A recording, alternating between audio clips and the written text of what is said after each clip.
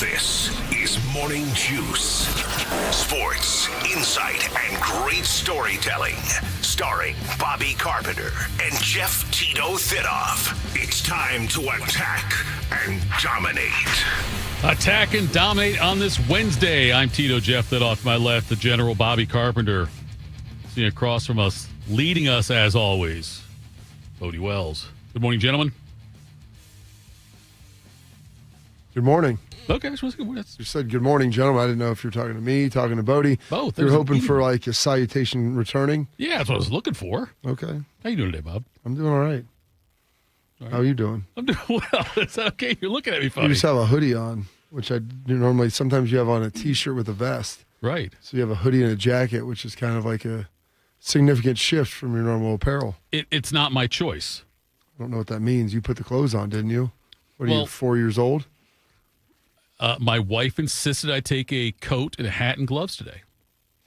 But not the last couple days. Well, she frowned upon I got home yesterday, and she said, what if you get in an accident or something? And I said, well, Bobby's right behind me. He'll stop. No, I'm not stopping. You would stop. You stop for strangers. You would stop for me. I push people out. If you get in a wreck, I'm not stopping. There's no. What am I doing for that? Bob, you're a good human. You would do that. Okay, so if you get in a wreck, yeah. Unless I feel like there's life-threatening injuries that have been done to you, right? You've been inflicted upon. Right. I'm not. What am I going to do? Write a ticket? Make sure I'm okay. Comfort me. I can. You're not getting any solace out of me. Cradle. I just told you your driving ability was subpar. So why would I? I would stop for you. I appreciate that. I don't know what you would do either. I just said, I would comfort. I would. I'm cradle. not looking for comfort. I'm not looking for cradling. I would hold you near my bosom, Bob. That you have. Thank you very much. So Heather is giving you sage advice though, because that's the advice I have to give my kids. What? Dad, we're just getting in the car. Well, what if something happens? What if it doesn't? Then you don't need the coat. But if something does happen, the alternative on the downside, see everybody, it's got an asymmetric risk profile. Upside of bringing the coat, not a whole lot. Not bringing the coat, massive downside. That's fair. So that's the thing. Good morning, Bodie. How are you? We're off and rolling. Fantastic. Did you drive yourself into work today? I did. Yep, made it in.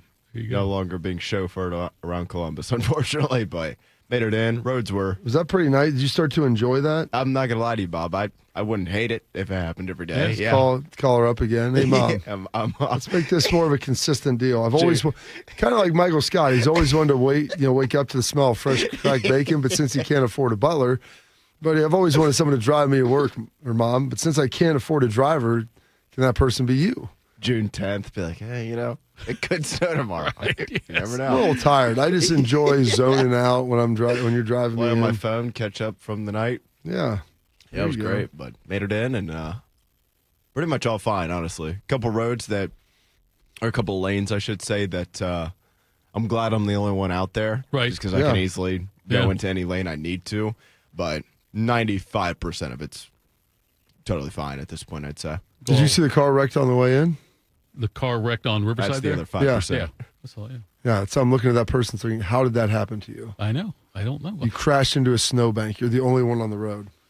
You looking at your phone? Maybe they just did not want to get to work today. That snowbank came out of nowhere? Could have been, Bob. I remember when I worked. Jumped out on the road. Doctor said they did everything they could. It had to be a couple years ago. And Meredith is going to be fine. You and Beam were both off. I was supposed to work.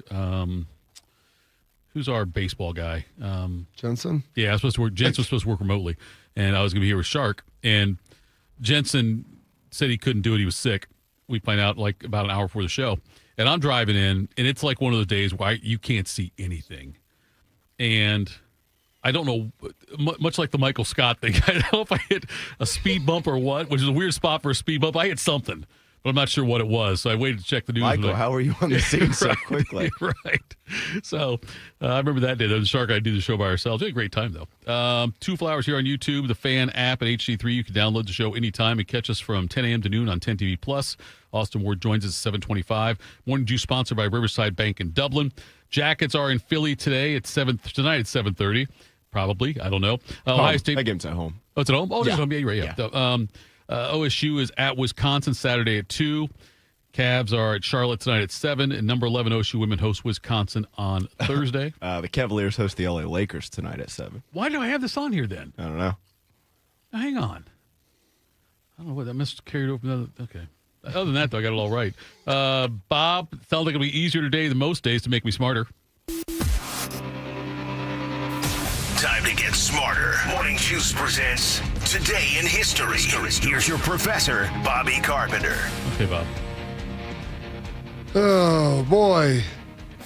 Wednesday. It's been a 5-day weekend for the kids. Really enjoyed that, leaning in on life. Still off today, then? Yeah. Oh, yeah. That's great. Oh, when I was in here with Dom yesterday, they were closed like Hilliard, Dublin. Already? Yeah, and I'm like, Nice. that's it was 2 o'clock. Yeah. Like, zero chance. We're having school. But they told them to prepare to go back tomorrow, even though tomorrow is a lot like today. They did tell him that. I didn't know that. Yeah, that was that's something that's been floating around. So I don't think they're getting off tomorrow or Friday, and they need to get their butt back to school at this point. It was nice to have a few days off. It was nice for them to have the first, or January 28th, the 28th day of the year, 337 days remaining in this 2026. The state 1624, Sir Thomas Warner founds the first Caribbean colony in the Western Hemisphere. That would be St. Kitts. I believe we're stopping there for the Buckeye cruise here in a couple of weeks. Nice. The state 1813, Jane Austen's Pride and Prejudice is first published in the UK. In 1851, Northwestern becomes the first chartered university in the state of Illinois. 1909, U.S. troops leave Cuba after the Spanish-American War, with the exception of Guantanamo Bay, which is they still reside. 1949, the New York Giants signed the first black players with Monte Irvin and Ford Smith. 1956, Elvis makes his first public TV appearance. And in 1958, I mean, if it was this serious, Thitoff, I would stop, but I feel like I'd be able to gauge that. Dodgers catcher Roy Campanella is paralyzed in a car wreck. It's something new this year, the twinkling lights of the cell phones. It always brings back the memory of Roy Campanella, the Coliseum, 1959. They used matches then. 93,000 people that night lit matches in the Coliseum. Tribute to Roy. Pee Wee Reese pushing Campanella out to the mound in a wheelchair. And Campanella pointing out 93,000. That's my number backwards. He wore 39. 1 ball and 2 strikes. Yep. The year was 59. A remarkable year. Unfortunately, Roy had to enjoy it from a chair. But enjoy it he did. His chair suddenly became a throne. He only played 9 full seasons in the big leagues and won MVP in 3 of them. It's pretty good odds. Pretty good hit rate right there. I mean, listening to that description of that, I mean, I almost fell asleep. Baseball, great thing. Great little bedtime story for you. This day, on that same day, 1958, the Lego company patents their interlocking brick system that has made them so wildly famous and popular. This day, 1960, the NFL announces expansion for 2 teams later this year. In 1960, it'd be the Dallas Cowboys, and the following season, in 1961, the Minnesota Vikings. 1985, We Are the World was recorded.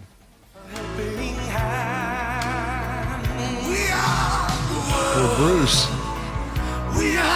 Have you ever seen this before? Kenny Loggins. Steve Perry.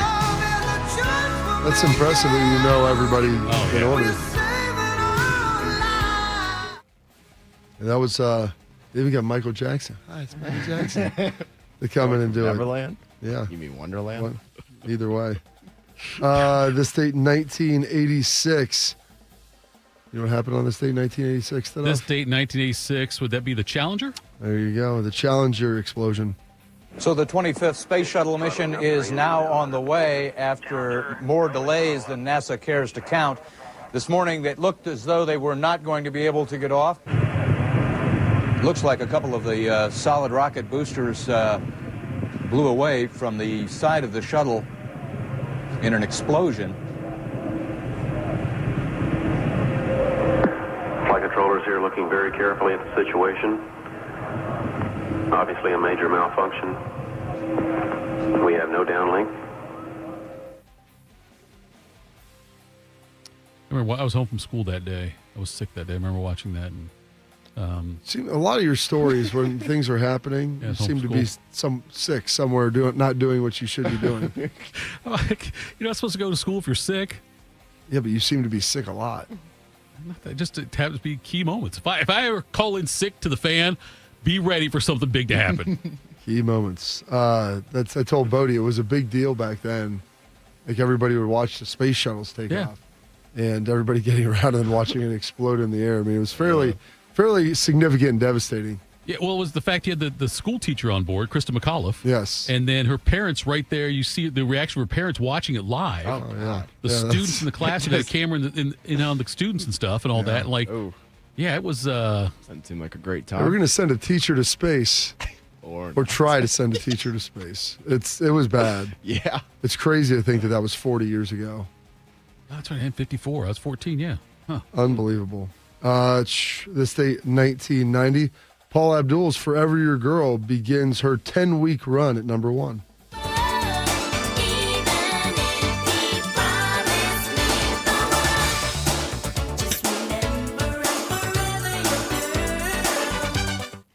And some Super Bowl news on that same day. Super Bowl 24, the 49ers over the Broncos. I believe that was the second time they beat them. No, I think they only beat them once, didn't they?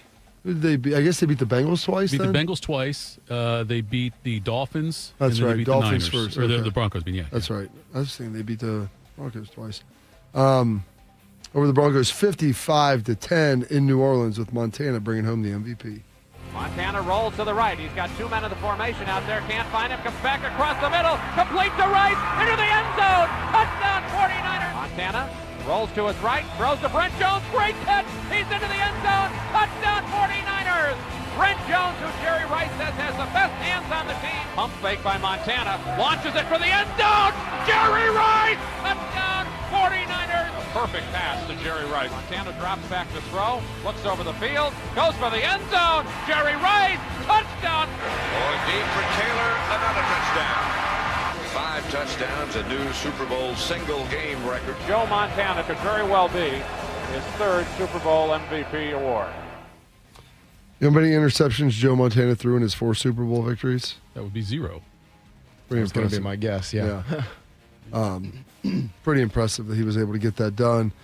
6 years later, Bodie. Oh, yeah. Super Bowl 30. The last one. The last one. Haven't come close since. You know what your favorite one is? The last one. The last one. 30 years ago, by the way. It's crazy to believe that the Cowboys are closer to the Challenger explosion than they are another Super Bowl. By a pretty wide margin. And Bodie not even born at that point. You've never been alive for one. Correct, yeah. That'd be correct. Was born 7-8 months later. Like a guardian Conceived, waiting though, for the World before Series. in the celebration of the Cowboys. Cowboys over the Steelers, 27-17 in Tempe, Arizona. Instead of burying the Steelers, they granted them a stay of execution. Give the band. And Band walks into the end zone for the Steeler touchdown. And we got a dandy in Super Bowl 30. On the second interception, we were blitzing, and we were sending everybody. I think Neil recognized that it was a blitz check, and I beat the receiver to the spot. And again, just tried to take it and get it in the end zone from there. 10 out of bounds at the 6-yard line. 2nd and goal from the 4. Watkins in motion. Handoff Emmitt Smith on the right-hand side. Touchdown. Emmitt Smith scores. And Dallas, your Cowboys are world champions again. Most valuable player at Super Bowl 30, Larry Brown. 3 interceptions in that Super Bowl for Larry Brown, right? I thought he had 2. It was just 2? Yeah, One was a pick 6? One might have been pick 6, but I know that he parlayed that into a huge contract for the Raiders and then flamed out. Well, I don't think he was ever that great. No. They had a great D-line. He had great players around him. Yeah. And they threw him the ball twice. It wasn't like they were some sort of phenomenal You're interceptions. right. I know. They just literally, one was like they threw it to him as if he was the receiver. Yeah. So he kind of said there in the video, like, "Oh, I beat the receiver to the spot." It's like, or the quarterback threw it to you, right to you. Yeah. Hey, Neil O'Donnell, one of the probably 5 worst starting quarterbacks in the Super Bowl. Oh, I would say so. Kind of a journeyman before that. Who are the other 4? The other one I would say Trent Dilfer. I'd put him in there. I would say Trent Dilfer might be number 1. Stan Humphries, maybe. To start Super Bowls? Yeah. Because Trent won one. Yeah. David Woodley, I'd put him in that group. I put Vince Ferragamo in that group. I don't even know who David Woodley is. He was the one for the Lamar Woodley? He was the one for the Dolphins when they lost the Washington in '82. He was before Marino. Dolphins before Marino, after Greasy. Let me look here. Was Rex Grossman maybe? Oh yeah. Yeah. I'm putting Sexy Rexy on that list. Yeah. Not career-wise, but at the point of his career, that last one for Peyton, he was throwing some ducks. He had a noodle out there. arm. Yeah. Oh, he could barely get the ball off his shoulder. I'll tell you this. He may have had the worst performance for a winning Super Bowl quarterback that you'll find. Yeah. With that Broncos Super Bowl. There was one way long. Go and look. It's one way back. I mean, Demaryius Thomas was basically like Shaq posting up defensive backs, and he would just kind of lob it into him, and he would catch it and fall down. Their defense just absolutely dominated. Didn't he get benched for Osweiler at one point that year? Oh, yeah. They set him down because his arm needed he couldn't resting. throw anymore. Yeah. Nerve was dead. Neck surgery kind of does that to you, unfortunately. Some birthdays today. Singer Sarah McLachlan turning 58 years old. Oh, there you go. The soundtrack to every SBA commercial. $1 a day. Some little dogs looking up at you from the dog who just so cute and innocent. Yep. Mark Madsen turning 50 today. The Lakers legend. He has one of the great dances all time at their celebration. You remember that Thitoff when they were at the Shaq was out there breakdancing. Mark Madsen got up and started dancing. Mark Madsen, yes. It was awesome. He was tremendous. Rapper Rick Ross turning 50 today as well. Every day I'm hustling. Every day I'm hustling. Who you suckers think you're tripping with? Yes, I'm the boss. 745, white on white, that's Rick Ross. White on white, that's Rick Ross. I had to get the clean version of that. I got a picture of Rick Ross. Oh, with Rick Ross? Yeah. Big fella.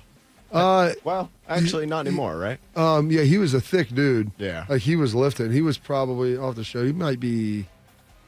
He's not overly tall, but he is a muscular guy. Yeah. He's a thick dude. Do you want to know how you came into contact with Rick Ross?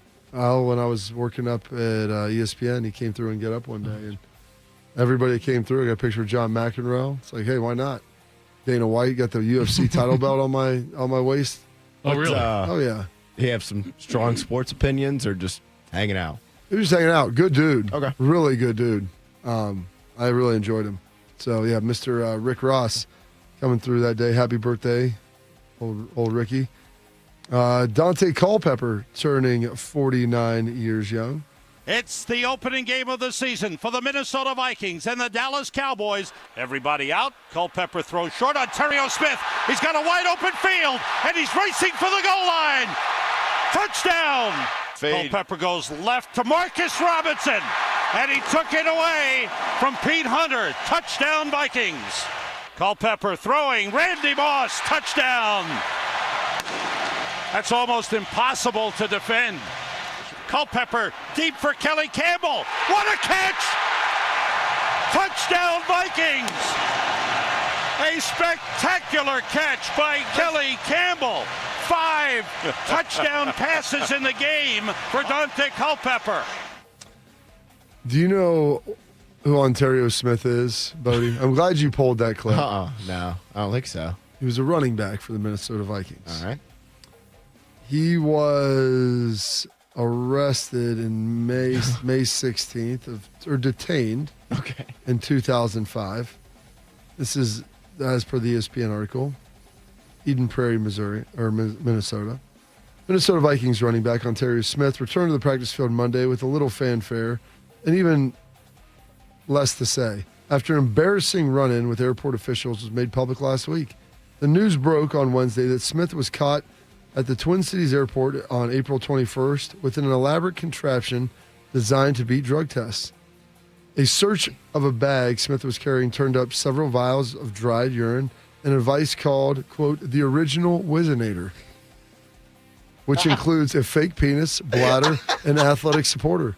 An NFL spokesman said using the device during drug tests would be a violation of the league's drug policies, but it's still not clear whether there are penalties for possessing one outside of a testing situation. Smith told police he was taking the vials to his cousin, was back on the practice field Monday for a developmental camp, but did not speak to the media. His coaches and teammates expressed their support for the embattled running back, who has 2 strikes against him under the league's substance abuse policy and was kicked off of Tennessee last year for using marijuana. Not even a drug, according to Bob Saget. After being suspended 4 games last season for his second NFL offense, Smith could earn a year-long suspension for another violation. Ontario, I love him like a brother, quarterback Dante Culpepper said. I just tell him, you have to be straight, man. You always have to think before you react and make decisions. He's a grown man, so I can't tell him what to do. I'm going to support him, and hopefully he makes everything right and takes care of his business. All right. Goes on to say a little bit more after that. But it's basically a fake dong you strap on and it sprays pee out of there. If you go, I don't know if you can still buy them. You can look up, they had 4 color tones to choose from to make sure it looks authentic and real. But yes. Can you overnight that on Amazon Prime? Yeah, you may have been able to. It was a fake dong, which is good, because if it was a fake vagina, I'd probably have more questions. Yeah, well, I mean, there's a lot of options. There are guys that There's only 2 options, right? I don't know. I missed the third one. It's an interesting option that someone told us. One of our guys, our director of player development with the Cowboys, said, you got to make sure, you guys try to cheat the drug test. You got to make sure that you're think about it thoroughly beforehand. We had a player who we congratulated him for passing the drug test and congratulated him for being pregnant all at the same time. So, oh yeah, that'll happen. Yeah, you got to make sure that you're using the right urine there. Yes. Turning 48 today, WWE wrestler Mr. Sheamus and Elijah Wood. Some people know him as Frodo Baggins. Turning 45 today. You're just tired, Frodo. Oh, yes. What does he mean? We set out to save the Shire, Sam. And it has been saved. But not for me.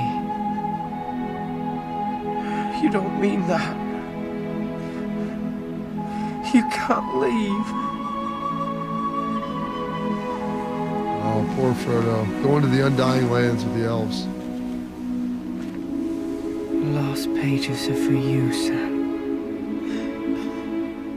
There we go. Little Frodo saying goodbye.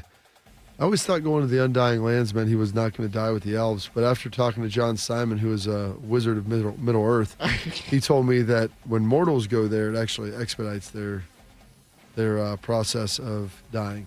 But it's really pretty. Also from that article, Dante Culpepper, I'm not his mama or his daddy. I'm his friend. I didn't try to give him advice. I just told him to be smart and try to make good decisions. But I'm not judging him, and I don't think anybody else should. Nobody knows what's going on with him but him. That's between him and God. But I'm going to try to support him in any way, just like I would anybody else. It's a good teammate. It really is. That's his running back. You can always turn it over to G.O.D. and you'll get away with it. Just say, it's him and God. Him and God. And the dong that he had, fake dong he straps on. What do you do with the other one? Nobody knows. Turning 42 today, I want to call him the fake AI, but not the original, not the OG. Andre Iguodala, former Finals MVP for Golden State Warriors. And passings on this date, the entire Challenger crew, unfortunately, in that accident back in 1986. Some holidays and observances today.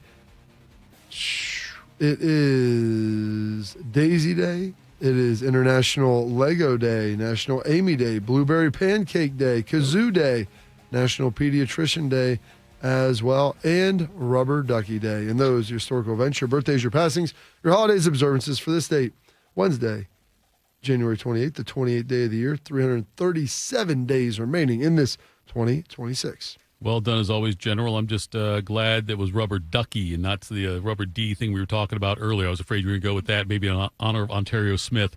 See if you can still buy the original Wizinator. I've got a stat for you that will tell you who's going to win the Super Bowl. No quarterback, starting quarterback, with 4 letters only in his last name has ever won the Super Bowl. They're 0-3. Oh. No USC quarterback has ever started in the Super Bowl either. So right. Something's got to give. Joe Kapp lost, Matt Ryan lost, and Jared Goff lost as starting quarterbacks in the Super Bowl. 0-3. So Drake May's not going to win. That's your fact right there. 2 of those were to the Patriots, though. So you're right. That is fair. What's going to happen now? You know. Did you find anything about that, Bob? Or you're the website is still there, but I click on it and it's not active. Did it automatically pull up your account like they recognize you? Yeah. Absolutely. Sign in. Right. Face ID. Login information's already in there. It's amazing. The original and premium synthetic urine kits, but it's not pulling up. Now, let me see if I can get it on Amazon. On Amazon. Give it a blue pill. No, I'm not seeing it on Amazon. Oh, wait. Premium intelligent electric urinal for men. There's some other things I'm not seeing. A Wizinator. Electric urinal for men? Well, there's ways that these are all like little ways of trying to beat drug tests that you can buy on here. Wow. But there is no, the original Wizinator, the website's still there, but it's apparently inactive. Huh. Right. Coming up next, the Big Ten released their schedule yesterday. A couple of quirks in there we want to discuss. We'll break it down next. Morning Juice. What does it mean to give 100%? It means giving everything you've got, every single day. That's why the V Foundation gives 100% of every dollar donated directly to cancer research.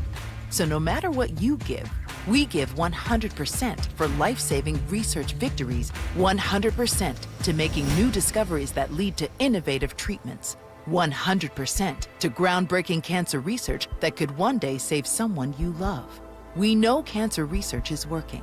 Over the last 30 years, an estimated 4.5 million lives have been saved thanks to game-changing research breakthroughs. But there is more work to do.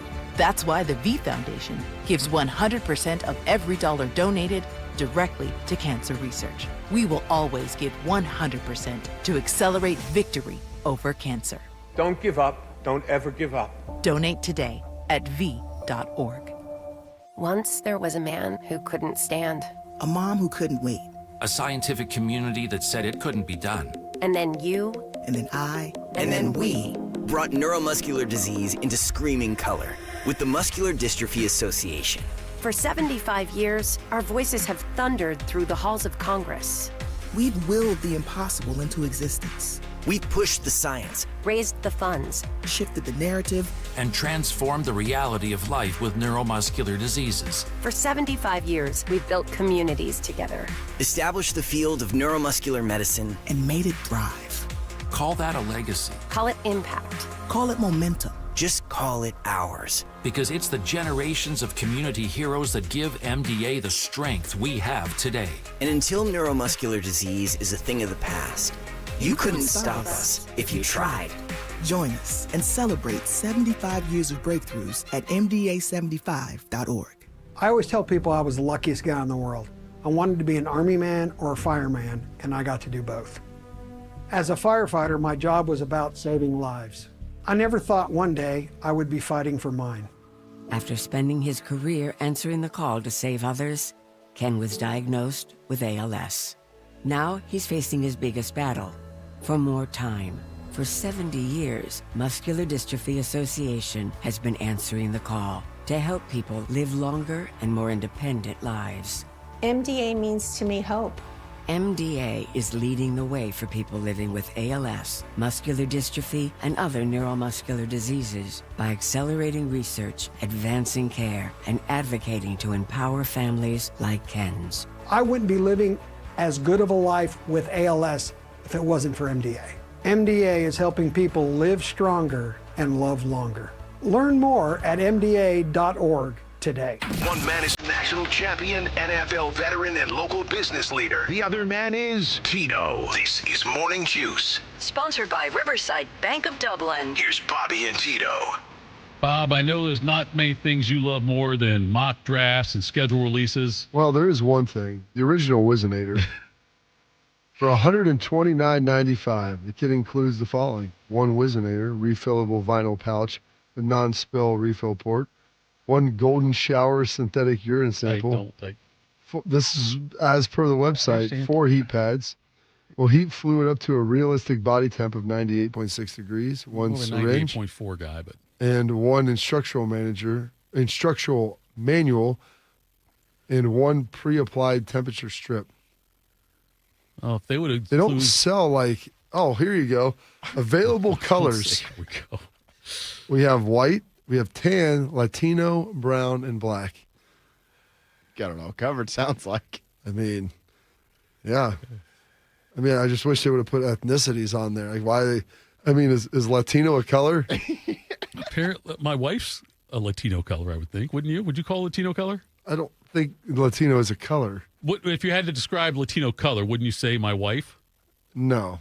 What I know a color is lot of she? Latino people that are significantly paler than your wife. All right. Anthony Gonzalez, significantly paler than her. All right. And he's Cubano. Big Ten schedule came out yesterday, Bob. And we now know the Ohio State Buckeyes Big Ten schedule. Yeah. Do you get all excited about these schedule releases? Like, do you look? This is a good one. I was curious to see where these games were going to be, like, not where they were going to be played because we knew who was home and away. Right. But just where these teams, like when they were going to be played, as far as when was that tough stretch going to be?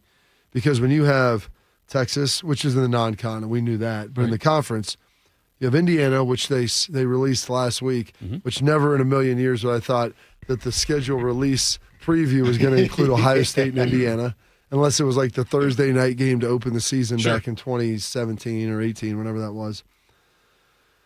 So there's Indiana. It's like, okay, you've got Michigan, which you know is going to be the last game. And then you have USC and Oregon in there. Yeah. Those are tough games, plus Iowa and Illinois, which Iowa on the road. Those are no slouches. And USC was going to be on the road.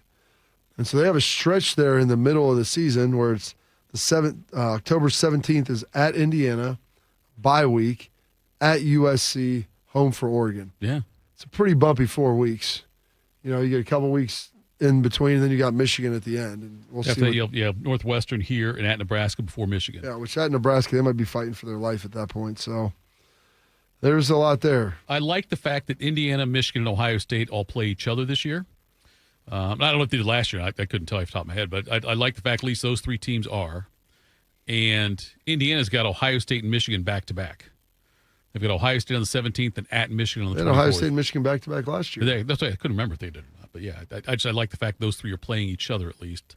But, yeah, it's a much tougher schedule for Ohio State this season. But it's also a much tougher schedule, I would say, for Indiana as well. The Oregon game, November 7th will be here. That'll be a fun one.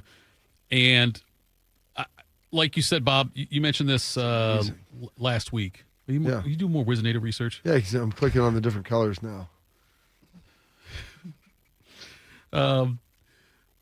But the what the hell was I going with it now, Bob? You're when you said the word whiz just now, threw up a train of thought.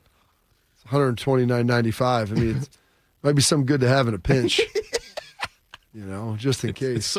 It's so interesting to me, Bob, though. They came up with these opponents for the next 4 years, whatever it was. Yeah. Last year. Well, so they scheduled them all, for 4 years out. So Ohio State played Oregon, then didn't play them the next year, had a year off. Right. Now they have to go to USC. And in the year, you would think, okay, you have Texas. Thinking probably USC would be pretty good. I think most people would say Oregon would be pretty good. Right. And then obviously Michigan would be legit. Or it's a big rivalry. It's never going anywhere. And so you look at that and you're thinking, okay, that's your 4 probably tough games. USC is going to be on the road. Oregon will be at home. Texas will be on the road, non-conference. Okay, it's not terrible. And like Iowa and Illinois at Iowa. Kinnick, never an easy place to play. Did you ever lose at Iowa? I've never won at Iowa, so I only played there once. Okay. It's only original Big Ten stadium that I've never won in. But then no one would have thought swapping Penn State for Indiana would be like a big upgrade. Right. You know, Penn State's coming off like, oh, that's always a game that you love. And they're sitting there in that USC slot, which I always loved that Penn State game. It was always Halloween. It felt like it fit. It was just great. It was usually a night game either way. And it was a lot of fun. Now you're going to California, which maybe that'll be a night game out there, possibly 3:30. At least it won't be a big nooner. So you've got that, obviously, that's going to be happening. But this is the toughest schedule probably in the country, assuming these teams are what we believe them to be. Yeah. Toughest schedule in the country. I have to take a look at that one. I don't know if anybody started, there's any kind of articles out on that, but they, on CBS Sports, I know they put down the 10 important games that will impact the college football playoff race from the Big Ten. And they've got Oregon, Ohio State 1, Michigan, Ohio State 2, Ohio State, Indiana 3. And then they say Michigan at Oregon in week 11. Ohio State, USC on Halloween. So that's the fifth one. So Yeah. those are, Ohio State is four of the top five. Yeah. Oregon at USC in week 4, Indiana at Michigan in week 8, USC at Indiana week 11, USC at Penn State week 6, and Iowa at Washington week 6. So, four of the top 5 in there are involve Ohio State. So Oregon's got to play Ohio State. Oregon's got to play Michigan. Oregon plays USC. So anyway, I hope what you said last week rings true, Bob. The fact that now you've got the defending national champion in the Big Ten, that maybe Fox will. Do you think the brand for Indiana now is strong enough to convince Fox to put them on Big Noon more often? I know that Ohio State Indiana game will be Big Noon for sure. Yeah. Let's take a look at the numbers, Thitoff. Okay. This year's national championship was rated how relative to national champions since the playoffs started? Number 1. It was number 2. Number 2. Oh, okay. Second to Ohio State and Oregon. Right. So based upon that information, I understand Miami was half of it, and it was a really good game. Right. But drawing over 30 million people to watch that thing, and Indiana having the largest living alumni base, and I keep pointing that out because that is significant. Sure. I would think that, yes, they should be able to. That's one of the things I said with Indiana winning is one of the benefits, if you're an Ohio State fan, is not every game of yours is going to be a noon kick now. You're going to get some more 3:30s, which will be tremendous. Maybe a night game. Who knows? Right. I didn't know if you believe, like last year, yes, absolutely. Indiana winning the national championship, great ratings, wonderful for Indiana. But I don't know if I'm convinced that Indiana's brand, though, there's 31 million people to watch the game. I know. It was a one game you could watch in college football that night. You can only watch one game that night. You do realize that I said I'm comparing that against the last 10 national championships, and it's Bob. the second highest rated.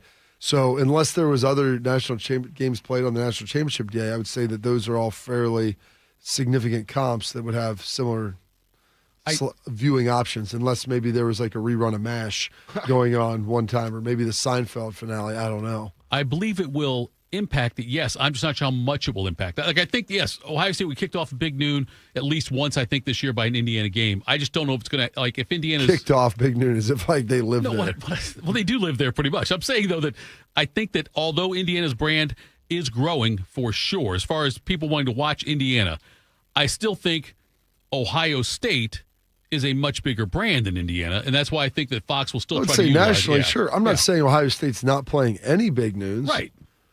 I'm just saying that I'll have to go through and compare their schedules and see if there's a time where, they would have thrown Ohio State and Illinois. Right. That was a Big Noon. Maybe this year that's not a Big Noon because there's another game that would justify that. So that's the thing that I would be looking at.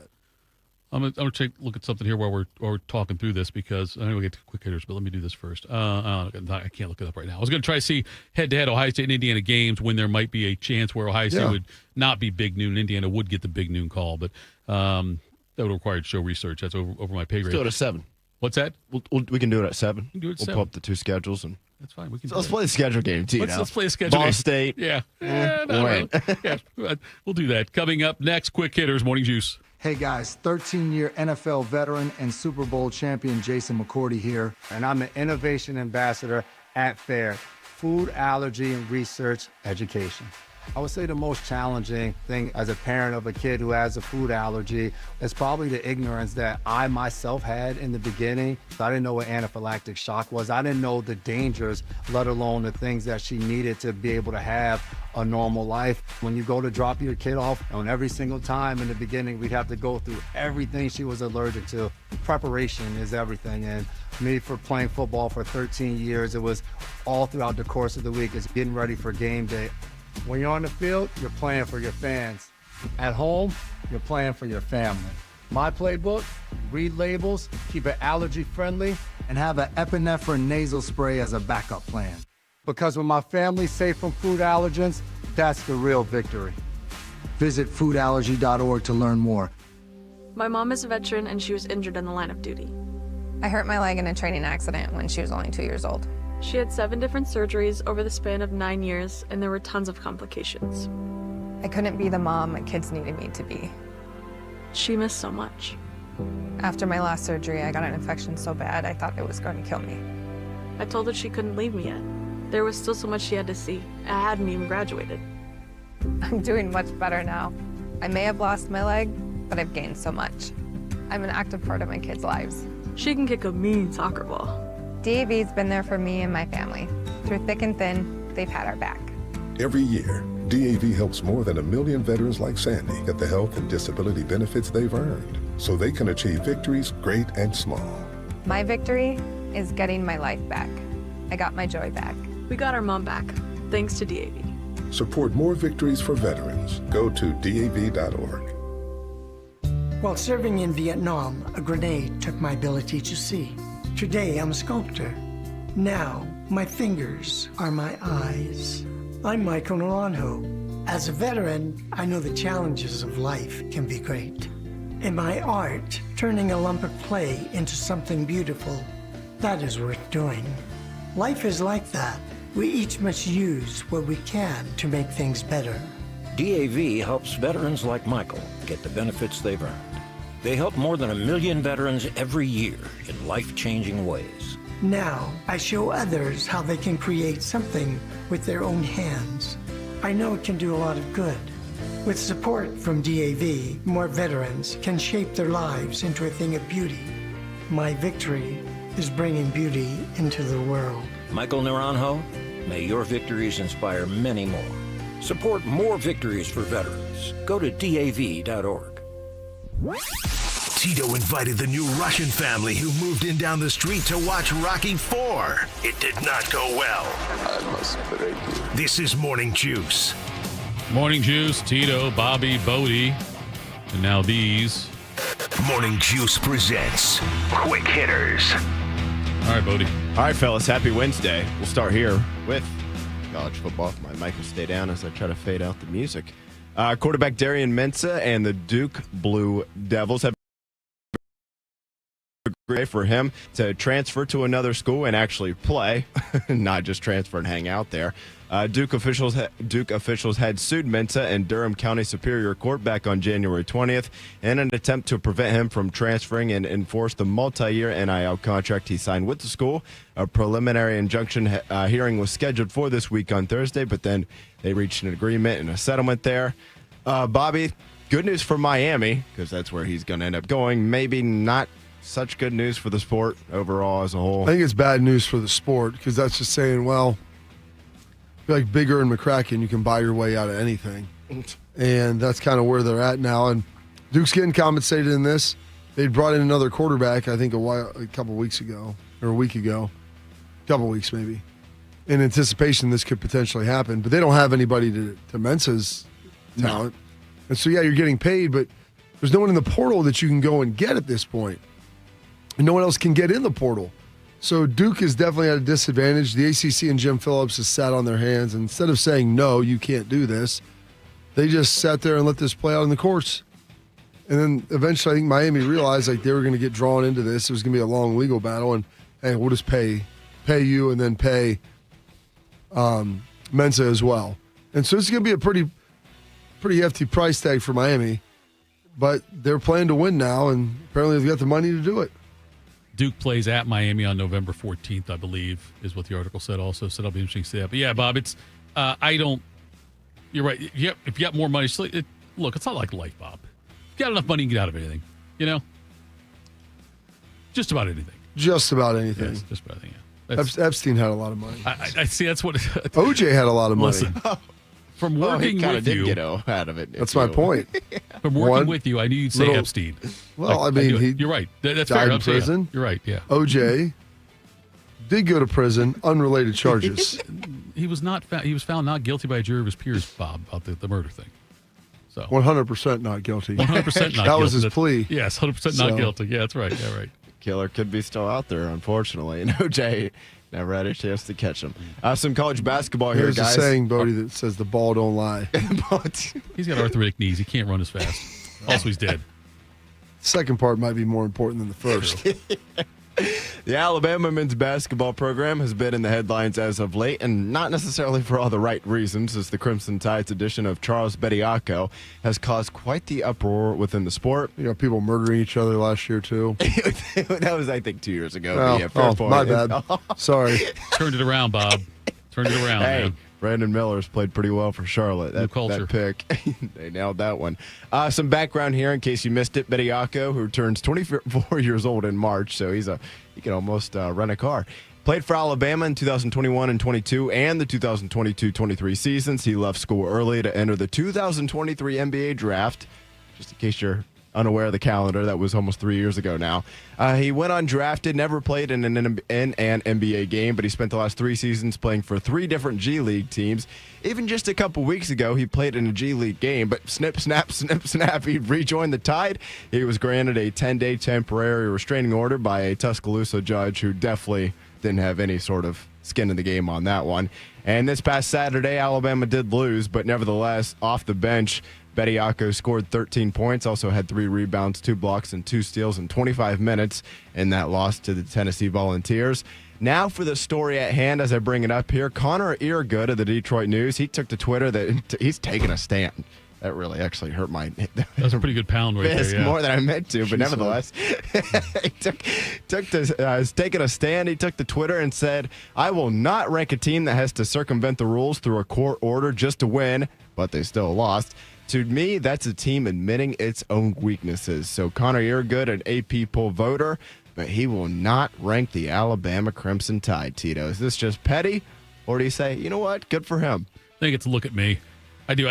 Look, he said that I did not rank Alabama this week. Didn't say wouldn't rank Alabama all season, just this week. Taking a stand, maybe just this week. I don't know if he's going to do it going forward or not. But if I'm the AP, I would take his vote. It's because you can't. Because you should not have. I'm not saying it's right what's going on with Alabama. I'm not saying that's right at all. But what's going on is within the rules. You got people voting in the football AP that actively don't know who's winning the games from week to week. Right. They shouldn't have. If they don't know that, they shouldn't be voting either, Bob. I don't. I take the same stance on that. I think that you need to vote within the rules, and the rules don't say that if the AP says do not include Alabama in your votes. What are the rules? That's exactly my point also, Bob, about college basketball. There really are no rules, but if... What are the rules that they say for voting? Do you know? I have no idea if the rules are for voting. I have no idea. Okay, so how do you know that he's breaking the rules? No, I didn't say he was breaking the rules, Bob. I said then why would you take his vote? I would take You said you would take his vote because... Okay. If before the season starts, I say, you know what? I don't agree with St. John's hiring Rick Pitino. Therefore, I'm not going to rank them all season long. Whoa, now. No, I'm just saying, if you say something like that, though... stand-up man. I understand. But like, if you take that kind of stance, though... then you shouldn't be able to vote. If you're going to say during the season, no matter what happens, for whatever reason, I will no longer vote for this team. Yeah. You shouldn't be voting.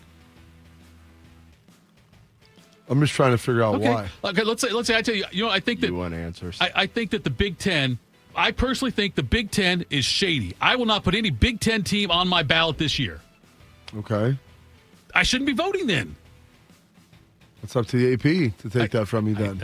All I said is I think the AP should take his vote. Does it say that, you said that take his vote, but yeah, I haven't seen the bylaws or expectations of how they're supposed to value that or how they tell them to value each team. It may say rank these teams based upon your personal opinion of how talented they are or what. I don't know what the process is or what they're asking you to do? I'm just saying about any voter that says, I refuse to vote for this team for whatever reason. I will never vote for this team. You know what? Lou Carnesecca one time. Do you have to say it, or do you just have to do it? Well, if you say it, then you're admitting you're doing it.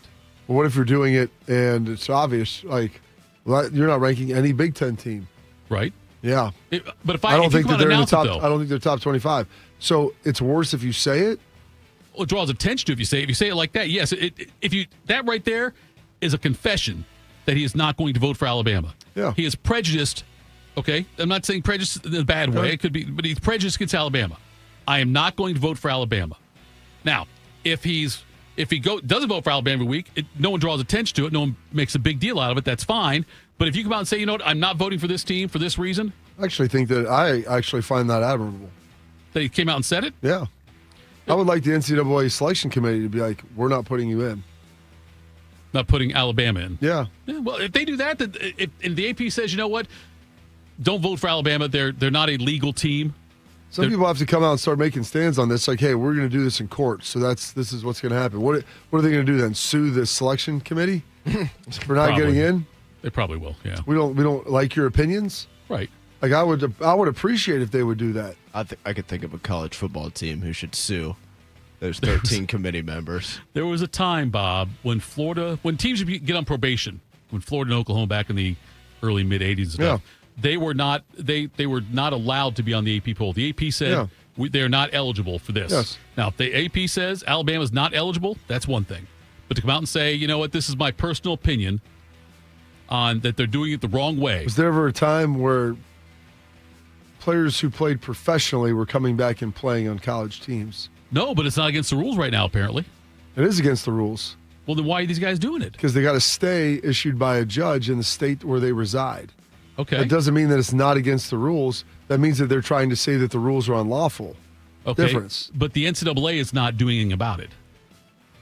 I think that they just asked for the judge to be reprimanded and pulled from the case. So, yes, they are doing something about it. And do you know why they want the judge? What are they supposed to do? Go there and take the guy out, like handcuff him and walk him out of there? No, they could just say he's not eligible. We're not going to, or he's not. Well, yeah, because they did say he wasn't eligible. And then they issued a court injunction against it. Okay. So what would you like them to do?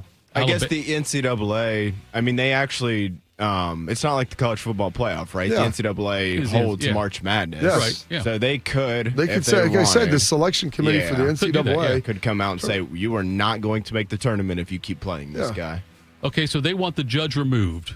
Yes. Why do they want the judge removed? Because of bias in the case. Right. And I'm saying this AP voter is also showing bias. Or maybe just doing something they believe is right. Tomato, tomato. I don't know if that's the same thing. It sounded like the right thing to say at that point, though, Bob, from my standpoint. So I don't. Same thing with the voters in the Hall of Fame, like from Baseball Hall of Fame. You know, if they were told anybody who was in the Mitchell report, anybody who tested positive steroids, do not vote for them. Yeah, that's one thing. A voter might believe, because it's supposed to just be like in the NFL when we're talking about Belichick. We'll talk about him a little bit, but like, you know, it's supposed to be just what happens on the field, right? Yeah. But I think people held Spygate and Deflategate against him, maybe, and that's why he didn't get in. But if you're an AP voter, though, then I just think that you vote for the 25 best teams in college basketball. You can argue that. Yeah. All right, guys, next up here, Super Bowl 60 is set. It'll be played in Santa Clara next Sunday between the Patriots and the Seattle Seahawks. How about this, guys? Legal Sports Report released its annual projection of the game and how much will be wagered on it from U.S. sports books. Estimated $1.71 billion coming in across 41 different states. That is a 10.3% increase from last year. So there you go. The money just keeps going up. The first seven-figure Super Bowl 60 wager came in at Circus Sports in Nevada. Let's see here. $1.1 million on the Pats to win at the money line, plus 188 odds. That would win the $1.1 million better. $2.1 million does not seem like worth the cost of money there, but I'm guessing that guy, if you're betting $1 million on the game, you probably can afford to lose $1 million. You'd hope. Hopefully, yeah. How about this? This was also in the article here from Yahoo Sports. Back in August, so before the season even started, a bettor at MGM wagered $150,000 on 3 different Seahawks future bets. It was $50,000 on each of the 3 following here. The Seahawks to win the Super Bowl at 60-1 odds, so $50,000 would turn into $3 million. I like that. $50,000 on the Seahawks to win the NFC at 28-1 odds, so he's already won $1.4 million on that. And then $50,000 on the Seahawks to make the playoffs. He's already won $92,000 on that one. So there you go. That guy's already cashed in quite a chunk of change, and he could, double his profits there basically if the Seahawks were to win the game. And then I wanted to throw one more at you guys here. How about this one? A guy back on August 25th, $100 wager on the Patriots to beat the Seahawks. That no score, just that exact game there. 3,100-1 odds. If Drake May and the Pats there win the game, that $100 bet would turn into $310,000, Bobby. So got a lot of people putting a lot of money on the line, and a lot of people maybe putting not a lot of money on the line, but nevertheless, a lot of money on the line for next Sunday's big game. It's interesting. I would like to see how much those people bet, like how many other parlays or futures they had out there. Yeah. Because that's what's interesting to me. Like, yeah, you hit that, but how many others did you throw out? I mean, dude's betting $50,000. That's not like throwing $20 a flyer on something. Putting $50,000 on that. And so how many other teams did he do that with? Yeah. He went heavy at some in. point, like he wanted them to win the NFC, then winning the Super Bowl. Like, there were stacked bets in there. Yeah. So I don't know if he just went all in, he's a big Seattle guy, or he had some other stuff out there. Regardless, I mean, he's going to cash in a big way, and there's going to be some other people that are on the fringe of cusp of doing that. Do you hedge out at that point, though? Yeah. Do you take somebody else to potentially win, or take the Patriots to win? Do you have other bets in there to help mitigate it? It'll be interesting to see how that goes. Not that I would accuse myself of ever being a smart bettor, but like you put $50,000 on make the playoffs to win the 90,500. Then on the next one, to win the NFC, he could have hedged his bet when they get to the game against the Rams and bet some on the Rams, try to make sure he covers everything, wins a little bit of profit still. And I got to believe now he'll have money on the Patriots to win the game at some point to try to make sure he wins significant money. Not that he has only won significant money. I'm saying you won like $1.4 million. Hey, you got the 1.4. I'm saying, how rich are you that you don't think that's significant? No, I think it's significant. I'm saying, but instead of winning $3 million, guarantee yourself you're going to win $1.5 million. You know what I mean? Where you might lose in one case, but guarantee you're going to win at least another $1.5 million or something. Like hedge it that way is what I was going to say. Coming up next, we will play the schedule game. Bodie brought that up. It's a great idea. Also, Bill Belichick got snubbed.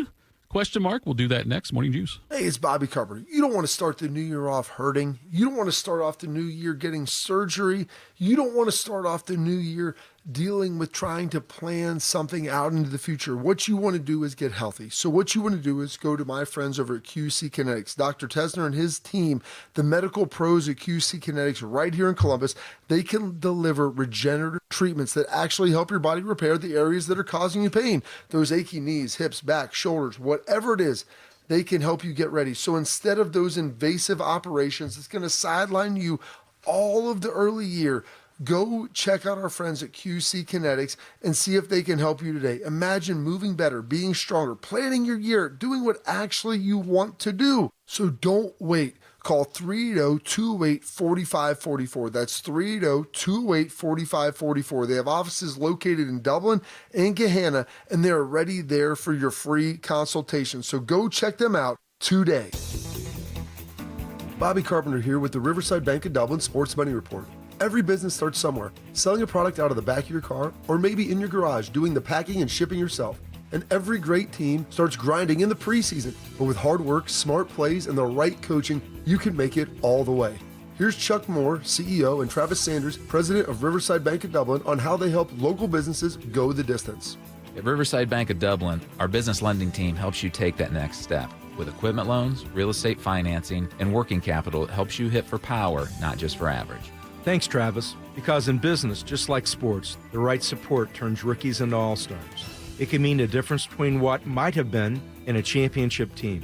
We're Riverside Bank of Dublin, your winning team for business banking. Look for a new branch location at Bridge Park in 2026. Tune in every day for the Riverside Bank of Dublin Sports Money Report. Visit their office at 6300 France Road in Dublin or online at riverside.bank. Miss Fernandez, what are those tiny things? Those are what we call amoebas. You can only see them through a microscope. Wow. Today's students are tomorrow's great thinkers and innovators. But right now, there's a funding crisis in public schools. Millions of kids go to schools that don't have funding for books, computers, and so much more just because of where they live. You can help change that. Donors Choose is a nonprofit that lets you support students and teachers in your community and beyond. You choose which supplies to support. You could provide first graders with pencils and paper, or other students with their first chapter books, help a music class get a guitar. You could even supply a classroom like mine with a science project. But what you're really giving is the moment that sparks a brighter tomorrow. To learn more, please visit DonorsChoose.org. That's DonorsChoose.org. Choose students. Shape the future. Proud to be your go-to sports addiction. WBNS, WBNS FM, HD3 Columbus. The Fan 3, Ohio sports destination. One man is a national champion, NFL veteran, and local business leader. The other man is Tito. This is Morning Juice. Sponsored by Riverside Bank of Dublin. Here's Bobby and Tito. All right, Morning Juice. Bobby, Tito, and Bodie with you. Do the scheduling thing first, Bob. I want to find games where Ohio State might get to avoid the big noon kickoff in favor of Indiana. On September 26th, Ohio State hosts Illinois. Okay. Northwestern is at Indiana. Probably not. Okay. And that's Indiana's not pulling you up big noon. Maybe someone else will, but not them. October 3rd at Iowa for Ohio State. October 3rd, Indiana at Rutgers. I'm going to say it's a negative Ghost Rider. October 10th, Ohio State hosts Maryland. Yep. Indiana's at Nebraska. Maybe that's a bigger game, but Ohio State's also playing Maryland. Right. I'm looking for a game where Ohio State plays somebody decent. It could be a big noon. That Indiana might play someone that's even better. The 17th won't work because that's when they play each other. Yes. The 24th, Indiana's at Michigan. Ohio State's and Ohio State's on a bye. off. Yeah, so that won't happen there. You got to be kidding me. The Indiana-Michigan game and then Ohio State has a bye? Yeah. Because that would at least, that one I would think would be a big noon for Indiana. The Halloween game's at USC. There's no way that's a noon kickoff. No. November 7th, Ohio State hosts Oregon. Indiana's off, so it'd be nil anyway. November 14th, Ohio State hosts Northwestern. Indiana hosts USC. Ohio State Northwestern wouldn't be big noon at that point anyway. I doubt it. November 21st, Ohio State hosts Nebraska. Oregon's at Washington. That takes that one out of play. And that's it, because Michigan's in. So zero help, Indiana. Yeah. So thanks a lot. I would argue it's almost like Fox Sports said, hey, maybe let's not have any day where Indiana and Ohio State could both be a big noon kick. The one game is Indiana-Michigan that you're thinking, okay, Indiana-Michigan should be a game of consequence. Indiana, good. Michigan got Kyle Whittingham. Right. Should be back in the saddle. Big brands. Things should be looking good. How about a bye week for the Ohio Buckeyes? State, give the Buckeyes a bye. Why couldn't you have that be the Iowa week? Yeah. So you put Iowa maybe at night or 3:30 or something like that. That would be fantastic. In your movie references, do you know the name Victor Maitland? Victor Maitland. Yeah. I do not. I did watch 2 movies last night, though. You watched 2? Yeah. Whole movies? Yeah, we started them at 6:30. What'd you watch? Double feature. What'd you watch? It's like a drive-in movie theater at the Carpenters. The kids didn't have school again. We were going to watch Euro Trip. You and Court sit in the back seat? No, Court was upstairs. She's not feeling well. Oh, I'm sorry to do that. It was a dues night. Now it's awkward. So we watched, to start, we were going to watch Euro Trip, and then we had to pay for it. And I'm like, I pay it. There was actually a meme that came up, and it's like, hey, you paying for another movie after you already pay for 8 streaming services, which is basically what it is. And I just found on my credit card statement, I think the kids have been renting more movies than I care to allow them to do. One of those may have been me, just so you know. But go ahead. So we watched, instead of watching Euro Trip, it's like, you know what? Leaving Netflix soon is Mr. Deeds. So let's watch Mr. Deeds. I think you'll like that. They love Sandler stuff. And that whole SNL era crew. They like Big Daddy and Happy Gilmore, the second Happy Gilmore, Billy Madison. All the ones I've shown them, they've enjoyed. So we watched Mr. Deeds. Pretty good. They enjoyed that. And then it was still like 8:30. I was like, you know what? You guys don't have school. Rip off another one. I was going to go upstairs and then go to bed halfway through it. But I enjoyed this one probably even more. Just go with it with Jennifer Aniston and Adam Sandler. Brooklyn Decker's in that. And there's a lot of ironies. Dave Matthews is in there. And Nicole Kidman, which I could not think of her name for the life of me last night. But it came to me this morning. But it was good. And so the kids, they like that even more. So we watched those back to back. It was a double Adam Sandler day, which was good. I enjoyed it. I watched The Rip, that new Damon like that? Affleck. It's good. It was awesome. It's good. Yeah, that was really good. That's good. Court and I watched that. It was very entertaining. I think Friday night we watched it. That's good. Victor Maitland was the name of the bad guy in the first Beverly Hills Cop. Vic Maitland. Anyway, do you know that Daryl Stingley didn't like Beverly Hills Cop? I understood that. Or buckwheat. Right. Said he was corny. Victor Maitland, back in his article in Athletic, said that it was 1978, and he was on the second floor of an Italian restaurant in Canton, Ohio, taking suit measurements of several NFL players with a pile of gold jackets in front of him. That's what started the whole thing. The 1978 Enshrinement Ceremony, Lance Allworth, Weeb Eubank, Tuffy Lehmans, Larry Wilson, and Ray Nitschke. Ray Nitschke, yeah. Wow. That's when he got elected in. So Maitland is the one who first started the idea of the gold jacket. This guy up in Canton, he's doing this, so he does this. I thought that was part of Happy Gilmore. Could have been also. That's fair. That gold jacket Yes. I never got. Anyway, so green jacket, gold jacket. He for about 12 years he did this. He worked with the NFL Alumni Association and ran all of that, but like the gold jacket thing, he was back there fitting guys up for that. In 2001, the NFL Alumni Association fitting dudes issued a proclamation awarding him as a lifetime honorary professional member, and they list his contributions. Says Victor Maitland was the driving force behind the institution of the now established tradition whereby the National Football League alumni presents the famed gold jackets to each year's class of inductees into the Pro Football Hall of Fame. So they said he is. They said he was going to be. He's like a lifetime member. Yeah. And I like that. I mean, he'd start doing it on his own. It's one of the great traditions now. I mean, everybody associates getting in the Hall of Fame, at least the Pro Football Hall of Fame, with the gold jackets. But according to the article, Maitland's name is nowhere to be found on the Pro Football Hall of Fame website, on its official media guide, or in its museum in Canton. His name cannot be found on the NFL's official website. Well, the NFL has nothing to do with the Pro Football Hall of Fame. I mean, or on that of Hager Clothing Company, which is the one who supplied the gold jackets since 1978. Is he dead? He is dead now, but his family's upset because he died in 2019 at the age of 98. But they're upset that he's not recognized within the Hall of Fame anywhere. And they thought he should be. I'm sure they let him walk in for free. I don't know back in the about day. that. Maybe back in the day, yeah, sure, back in the day, maybe, yeah. But so the Pro Football Hall of Fame's website claims that Hager is the creator of the gold jacket. Well, that's who makes them. That is who makes them, but the idea behind it, though, was Vic Maitland. So, but the family's upset. It's just an interesting article reading through it on The Athletic that they honored him that way back in 2001.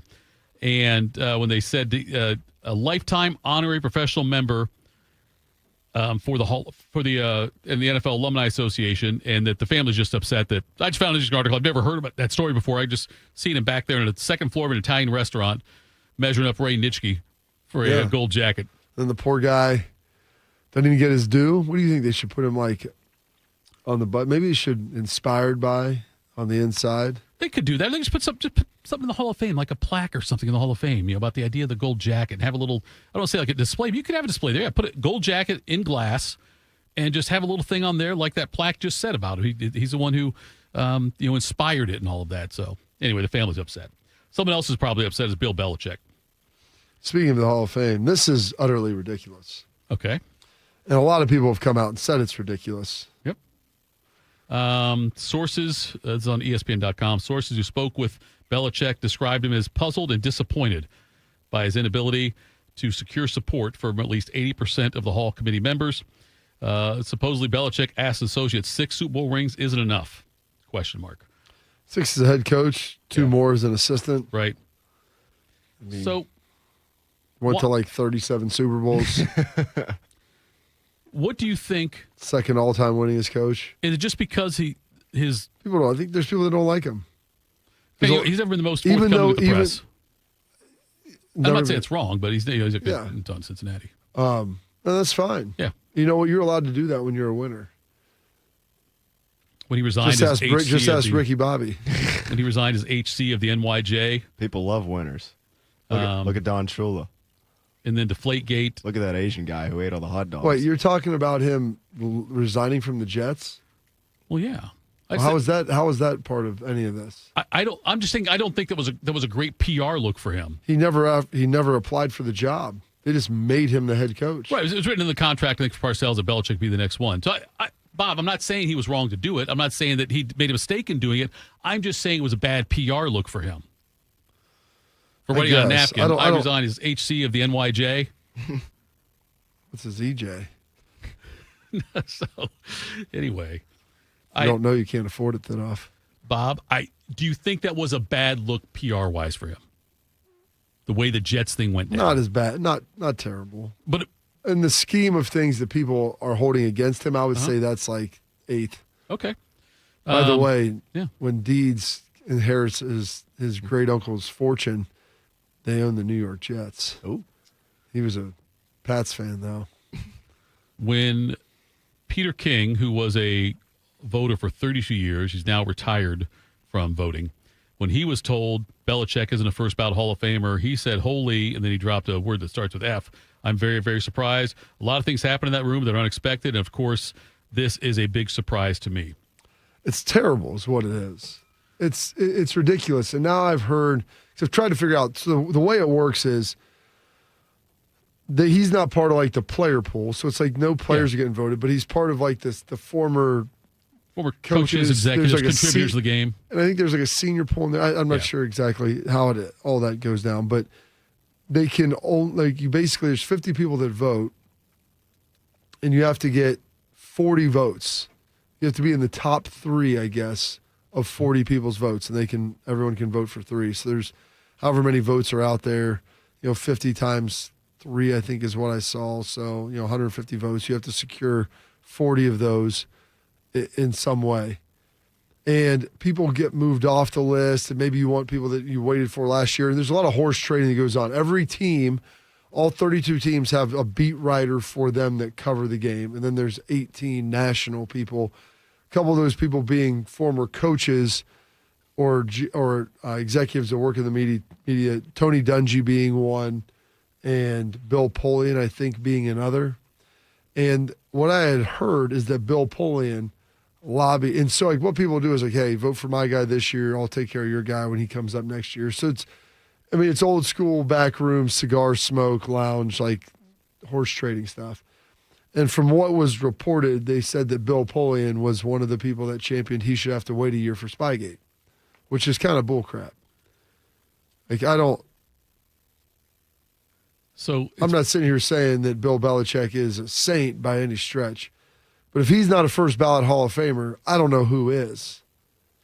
Also, Polian's probably got a little bit of bias. Well, exactly. He's on the Colts side. I'll tell you this, Bill. Like, hey, you guys, people know this. It's the worst kept secret. Like, they would actively pump sound in when they were playing there in Indianapolis, which is also against the rules. Didn't they also lobby pretty hard to change some of the defensive rules?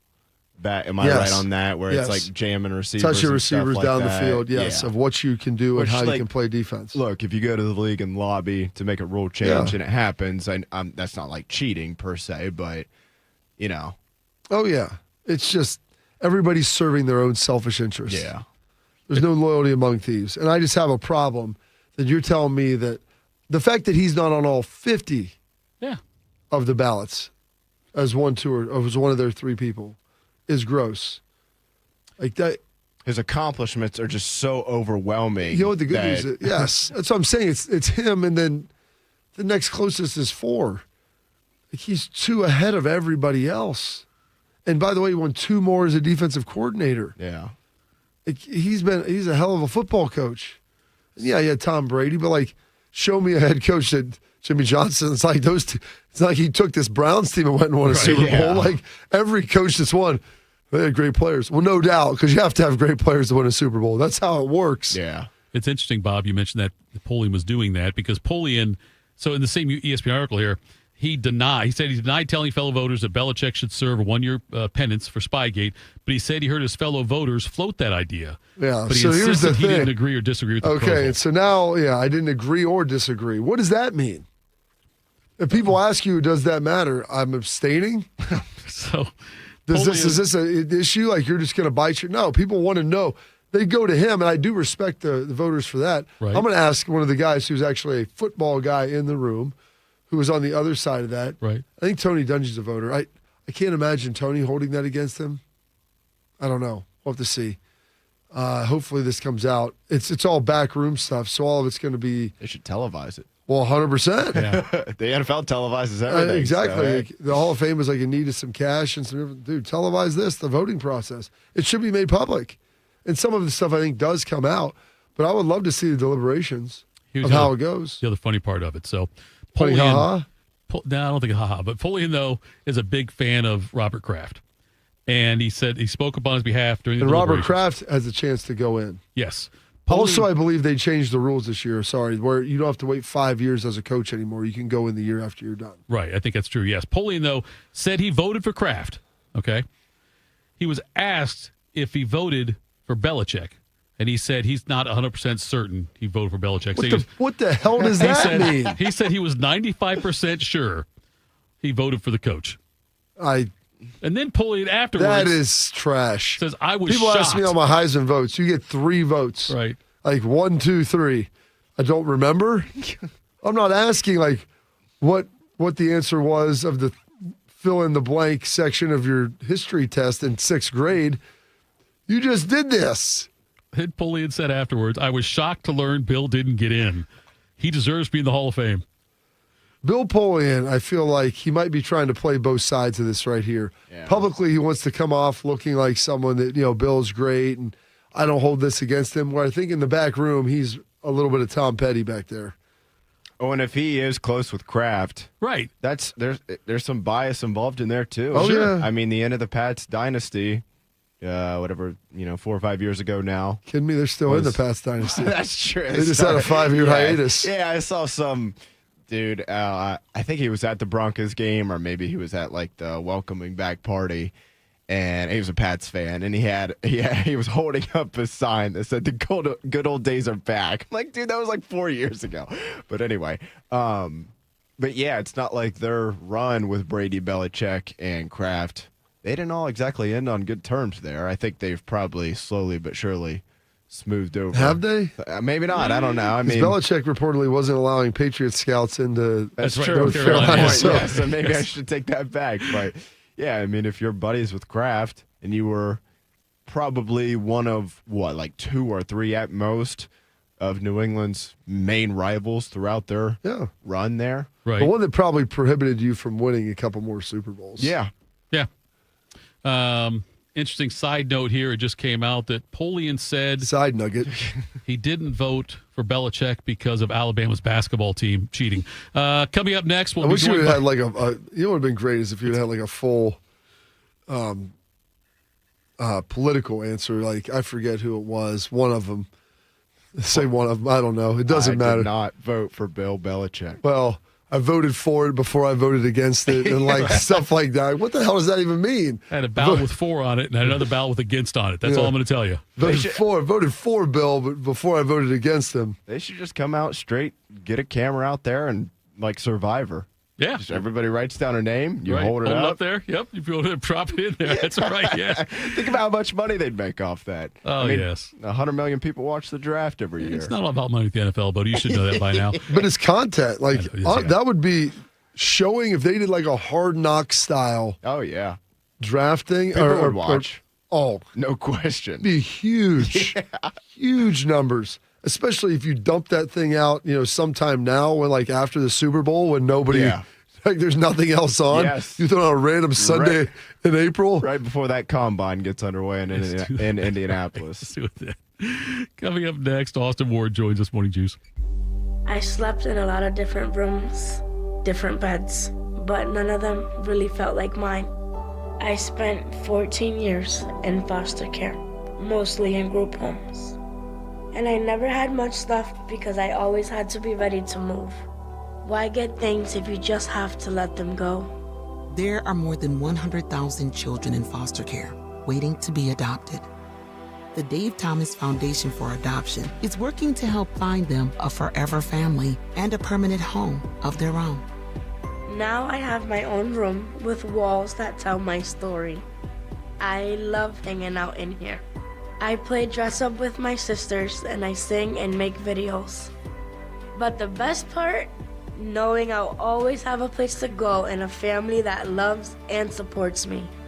If you have room in your home or your heart, see how you can help at davethomasfoundation.org. Everybody, it's Berm here, Jeremy Birmingham from the Austin and Berm Show on 97.1 The Fan, and I have the least exciting update I can give you. Awaken 180 is still working.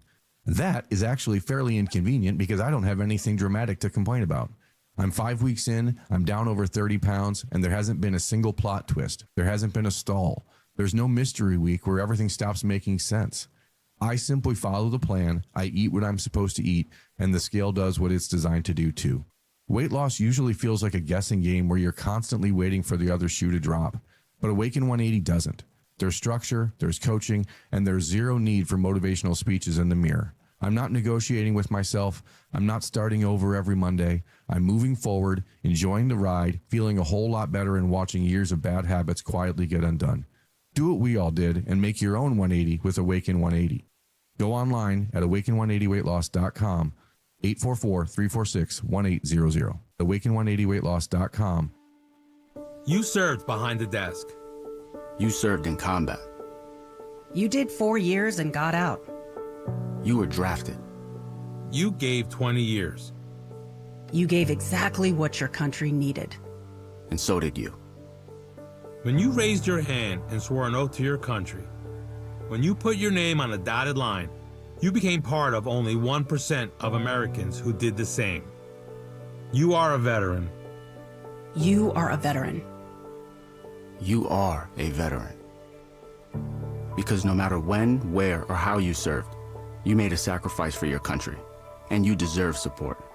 If you're struggling with life after service, don't wait. Reach out. Reach out to a loved one, to a fellow veteran, to VA. Find resources at va.gov/reach. Brought to you by the United States Department of Veterans Affairs and the Ad Council.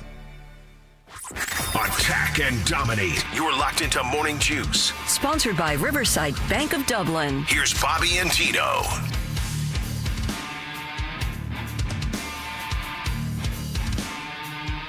Do you need a bank in this town that truly values local business and the opportunity to work alongside them as partners, whether you're a small business or a large operation? Riverside Bank of Dublin, they've got the right tools for the job.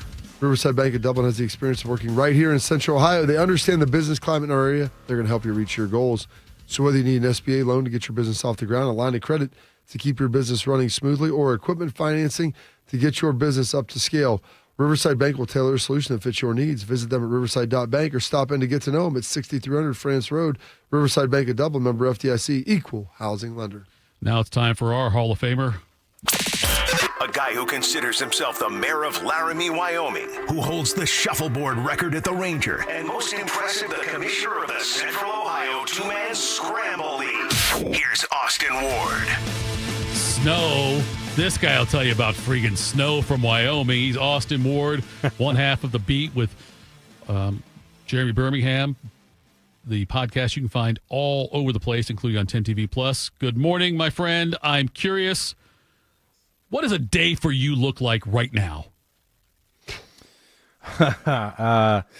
Well, both Allie and I always work from home, but we've been having some company in the house for the last couple of days. So Liberty running around and helping shovel in her own way, building snow forts and running around the house has been new. We did get some assistance.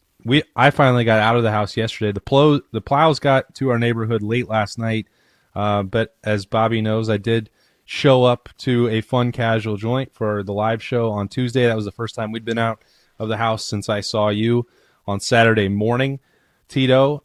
So that part has been, interesting for everybody, I guess. We're not alone in that regard.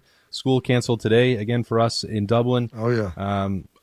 hopefully, now that the plows have been through our neighborhood, the buses will follow tomorrow, but we'll see. The rest has been, the last couple of days, I still thought, and I told you guys last Wednesday, that didn't have a timeline for Ohio State to wrap up the coaching staff moves. That would be contingent on what was going on with the NFL coaching carousel.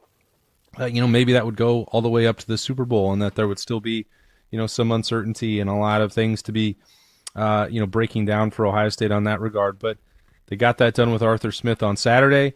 And so once we get to this point now where it feels like, and I'll knock on the desk right here, the pieces are in place with the full-time coaching staff and the expanded coaching staff for Ohio State.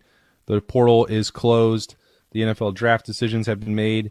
Maybe we'll get a stretch where there isn't nearly as much on our plates for this work-from-home period. But we know, and you guys know, Ohio State football is a 365-day-a-year enterprise, so you got to be ready for anything. You like the Arthur Smith hire? Tell me the good about it. Is there any bad, Austin? Where are we at? I don't think there's bad. I do like it, Bob, and I think we're going to see how he fits, what his impact is going to be on the offense in the next 8 months, and then we'll start evaluating him differently by the time we get to September.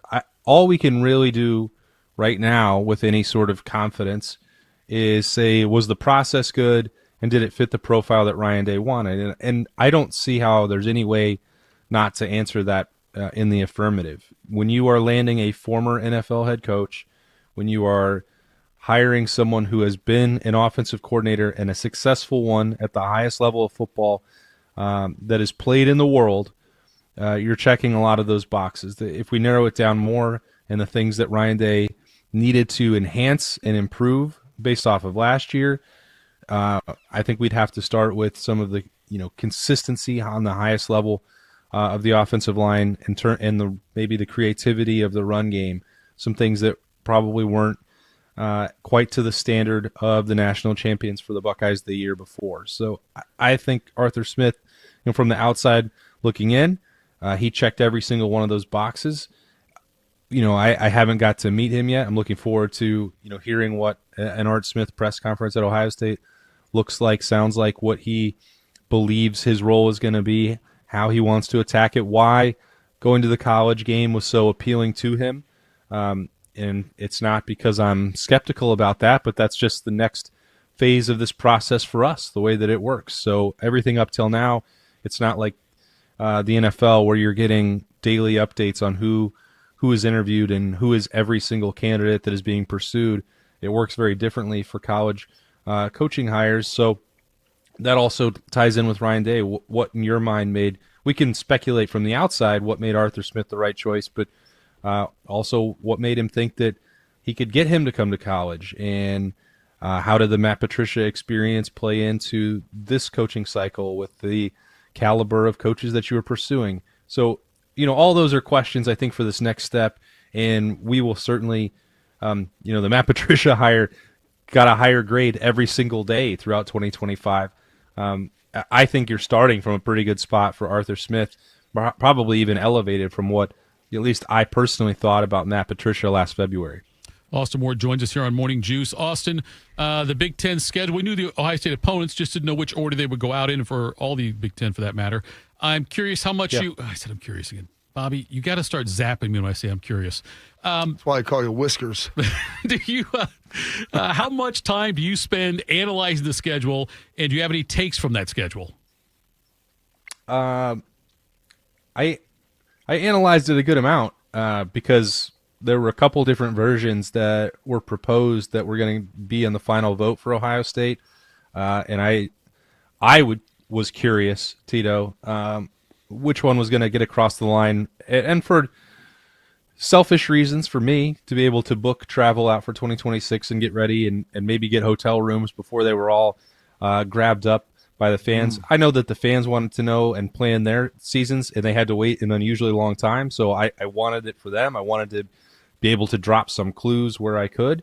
Couldn't give out the full schedule, and the one that we saw last week didn't wind up being the finalized version that was released by Tony Petitti in the Big Ten last night. Now, the tweaks were minimal. Like Indiana on October 17th, they released that one in advance, and we thought, well, okay, this means that everything else is going to be the exact same. And many of them were. USC on Halloween, obviously Michigan at the end of the regular season. There was a flip-flop between starting on the road in the Big Ten or starting at home with Illinois and Iowa. But I really wanted it so that Ohio State could take this next step, whether that's fans, media, or Quinn Temple needing to be able to book the road flights and hotels and getting together all the catering and everything else that goes into travel for a program like Ohio State. They needed to be able to do that too. They've had a slightly smaller window to prepare for that than they have had in the past. So I'm glad that all of that is in place. In terms of how does it look on paper as a challenge, that stretch on paper of going at Indiana, off week, at USC, and then home for Oregon. I haven't looked at every single schedule across the country right now, but based on what I think the AP preseason rankings are going to look like, that might be the most challenging 3-opponent stretch that anybody in the country will face this year. So now that can change, because we said that about some points of Ohio State's schedule a year ago, and then Penn State drove itself off of a cliff. So all of that is subject to change, but it seems pretty likely that that's going to be the telling month of the season that shows if Ohio State is going to be a national title contender, or if it's going to be back in Indianapolis, or if it can win a national championship. So, Austin, one of the benefits I said of Indiana winning a national championship is the fact that with that, they would be one of the more preeminent brands now in the Big Ten. They're an Eastern time zone preeminent brand, which would open them up to some potential big noonage, if you will. Yeah. Thitoff and I looked through the schedule. The only game that Indiana plays that I think would justify a big noon kick is October 24th. Do you know who Ohio State plays on October 24th? Yes, they play OFF. Yes, exactly. And that's when Indiana plays Michigan. I'm like, you've got to be kidding me. The one game that I think you could confidently say would garner that, and I'm furious at the Big Ten, the schedule release, because there's nothing in there that was going to have them offset. Michigan game's going to be at noon. That's great. You start looking at USC, that's not going to be a noon game, but it's also not going to be home. And I was hoping maybe they'd have a nice game that Oregon week, or, I don't know, even Illinois. But there's nothing in there that Ohio State would for certainly move off. I'll have to look at Michigan's schedule and maybe Penn State's, but I thought Indiana would give some reprieve, and alas, they did not. Yeah, so if you look at November, I just pulled up the schedule in Ann Arbor, Bob, as you were mentioning that. Well, the game that everybody I think is going to want Ohio State's schedule to be a night game is Oregon. Yeah. I think objectively the second biggest home game. There could be a very good chance of that, because you have the first Little Brother Classic for Kyle Whittingham against Michigan State on November 7th. So there's a possibility there. And I think it's twofold. You were right. You mentioned that a week ago about Indiana and soaking up some of the maybe big noon opportunities. I think the intrigue around Kyle Whittingham could do the exact same thing. Yes. So that's another program that you're looking forward to maybe help in that regard. The fact that that the game is already going to be at noon, that Ohio State and Indiana is almost certainly going to be the second drafted week for Fox, given that they're the last two national champions. There's a window there, unless Fox has changed the rules for itself in this offseason, which Tony Petitti very well could do. I know we're in a world where that can happen. Austin, we got NBA, we got former G League players playing in college basketball. The rules, it's a fluid situation. It's more fluid here than a Diddy party.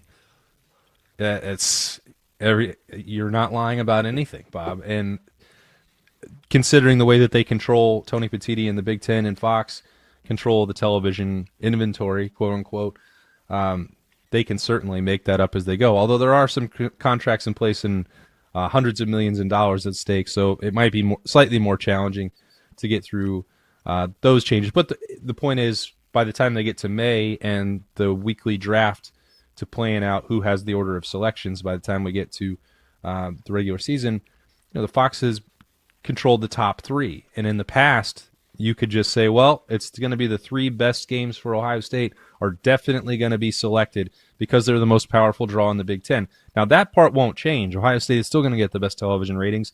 Fox will still be enticed to take Michigan, Indiana, and Oregon and put those games at noon. But I think there's certainly a chance that it could go a different way, and that maybe Ohio State, Oregon becomes the 4th selection, and it gets to go into a primetime opportunity. And I don't want to fill anybody with false hope. Like there's obviously a chance that Fox just says, screw the rest. We are taking Ohio State's best games like we always do. But you are right that Indiana and Michigan offer a more compelling competitive landscape to take different weeks. And so I am more optimistic than I normally would be when the schedule came out, at least on January 28th, that a game like Ohio State-Oregon could find a different home other than Big Noon kickoff. Is this the most difficult schedule they've had in the last decade, you think? On paper, as we sit here right now, yeah, because it's not even just like Penn State has to fall off a cliff or Arch Manning doesn't have to be ready and then the schedule falls apart. Like you'd need half of 6 teams that are going to be ranked in, I don't know, the top 12, top 18 in the country to struggle to really soften it up. It's going to be hard. It is for everyone who was sitting there last year and saying in the postseason, "Oh, Ohio State wasn't battle tested. They didn't have enough scars. They weren't ready." Like, all right, fine, here you go. Ohio State's going to play a tough schedule, and you know this, Bob. The people that are in the Woody, the players that put on those pads, they want to be challenged. I don't think that there's any fear inside the Ohio State program that they can't handle this schedule, that they can't navigate it, that they can't not manage and not survive this gauntlet and get to the college football playoff. Like, they want to be tested, and they don't want a clear path to get back there. So maybe there was an element of truth that they needed more challenging games throughout the regular season to be ready for the postseason. And if that's the case, we're certainly going to see that in 2026 because in my time covering this team, there have been other years where it looks really difficult, and on paper throughout the offseason and the preseason rankings, it doesn't really wind up being a number 1 or number 2 strength of schedule difficulty. This is going to almost certainly be that for Ohio State, and I'm interested to see how that goes because there are times where you can tell that Ohio State has been complacent, that it feels like it can roll the helmet out and get through these games without breaking much of a sweat. Those opportunities are going to be few and far between this year. Austin, we can take the easy way out and just talk all about the big games and all these exciting games. I want to know, from your opinion, what's the most likely Peacock night game or Big Ten Network night game for Ohio State? Is it Kent State? Yeah. So here's the other part that's difficult to project for what Fox is going to do. I think obviously one of those non-conference games will get flexed into a strange primetime spot. But, Bob, because Ohio State, Texas, I want to go back to your question about Fox and the noon kickoff games. Yeah. Because that game is is going to be on ESPN and ABC, is a lock to be a night game, and you have those non-conference tune-ups that are sandwiched around it that aren't that sexy. Does that mean that Fox now wants Ohio State's Big Ten opener because it would have to go 4 weeks into the season without putting their cash cow on there? Like, it's a dry stretch. That's something else something else that you might have to consider with Illinois and Iowa there at the front of the schedule. How long does Fox want to go without putting the flagship program on there? Like, that might also open up an opportunity for Oregon to be, quote unquote, flexed into the evening. So, those are in the mix there, Tito. I mean, the way Ohio State's been open to November night games, maybe Northwestern or Nebraska could be. Come on. That's not what I'm looking for. Give me that. I know. But I think.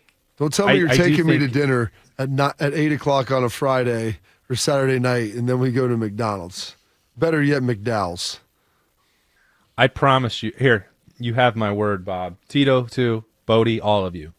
You will never, ever have to eat at McDonald's with me. That's not going to happen. And that right there is the hill to die on. That's why we love you, Austin. Thanks so much for the time, Bo. We'll talk again next week. All right, see you guys. That was Austin Ward joining us there. One half of The Beat with Austin and Berm. Coming up next. Just beat it, Michael Jackson. We'll tell you what's got us juiced. Morning Juice. Michael Jackson. Around the world, Children International and friends like you are giving children in poverty a chance to grow and thrive, to be healthy, to succeed in school, and achieve great things. How do we do it? In the best way possible, by helping ensure access to healthcare, nutrition, and educational opportunities. And most importantly, by empowering youths and their families to get out of poverty and into employment through life skills, computer, and job training. The very tools they need to break the cycle of poverty and build futures full of promise. Because every child deserves a chance to realize their full and best potential. Learn more about how Children International is empowering children and families by going to children.org today. That's children.org. You know what hope is? Hope is action. Carving a path forward, even when it's hard. And kids who still know how to dream. They're the best pathfinders of all.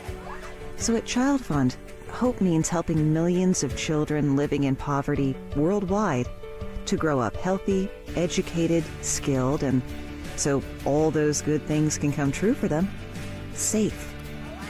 And that means safe at home, safe at school, and safe online. Hope means walking this path together, all of us. Because when we work together, we can do so much more. That's right. Hope includes you. Child Fund, because we need each other. To learn how Child Fund works with children in 23 countries to help them achieve their full potential, visit childfund.org. That's childfund.org. People don't realize that glaucoma is one of the leading causes of blindness. Because there are often no early symptoms, nearly half of those with glaucoma may not even know they have it until vision loss has occurred. I was diagnosed with normal tension glaucoma in July of 2020.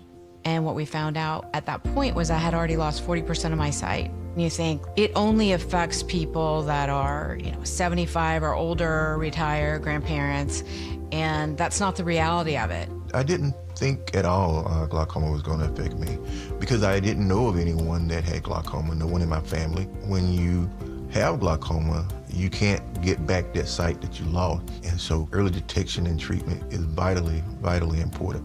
Don't miss life's most beautiful moments. Schedule an eye exam today. National Glaucoma Research, a Bright Focus Foundation program, offers free resources and tips for healthy vision. Learn how to protect your sight at stopglaucoma.org. Bobby is known as the General. Tito shops at Dollar General. This is Morning Juice. All right, Bo, do your thing. Did I do it that time again? You did. Also, it's not playing. So, that's fine. It's got a sponsor. Oh, we got to play it. It's got to get out there. I don't know why this happens. All right. Ready? Ready. 3, 2, 1. What's got you juiced? Sponsored by Newman Roofing. For all your roofing, gutter, or siding needs, call Newman Roofing today at 614-NEW-ROOF or visit online at newmanroofing.com. Sources tell me, Bob. Unidentified sources. It's today's Wednesday. Need you go first. All right, let's start off with a little of the nugget that I sent over last night, Boats. One day, you'll realize you've already lived through some of the best days of your life, and you didn't even know it at the time. You were too busy chasing what's next, busy worrying about what's missing, thinking happiness was something you'd arrive at one day. Once, everything finally made sense. But while you were waiting, you were laughing with people who won't always be around. You were making memories in places you'll one day drive past and feel something you can't explain. You were standing in moments that didn't feel like the good old days until they were gone. That's the thing no one tells you. You rarely recognize happiness when you're standing in it. It feels too ordinary, too small to matter.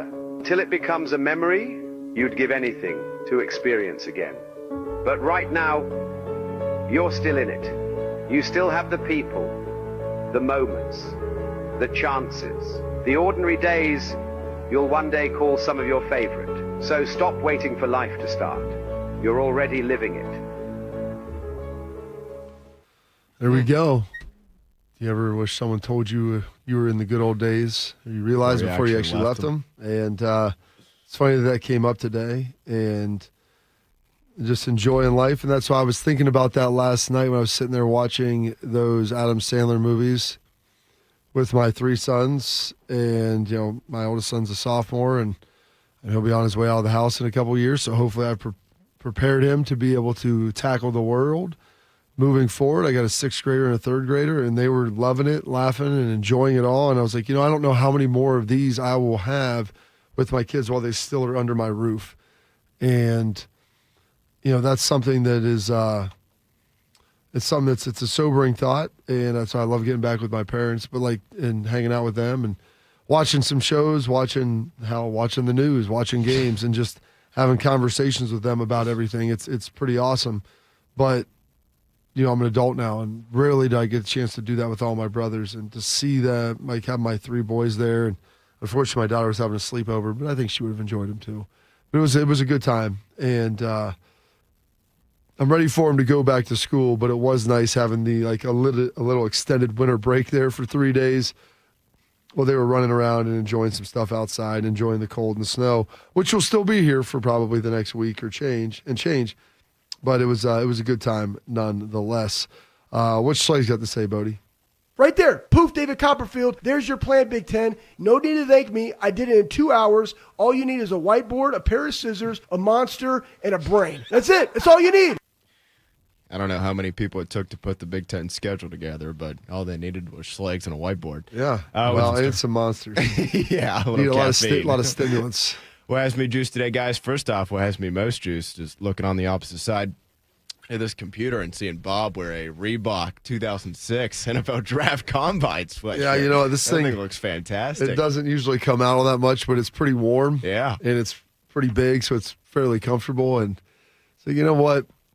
It's kind of chilly today. I've got some stuff to do right after the show, so I'm not going to work out. So I was like, I'm going to throw this bad boy on. Did you have an inkling it was going to be Dallas heading into Thursday night?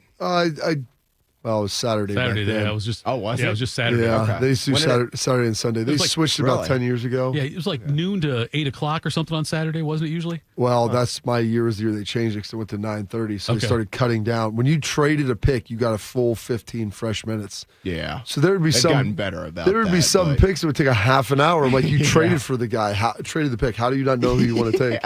Oh, hold or up. when it was the first pick. Yes. And it's the Texans, you've been on the clock for 6 months. You don't know whether it's Mario Williams or not.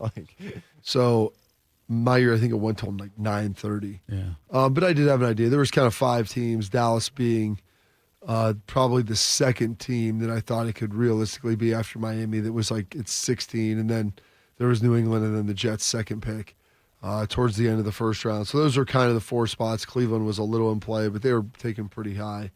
And my agent was like that. He felt pretty good. So I thought after Miami went, I'm like, all right, they took a corner from Tennessee.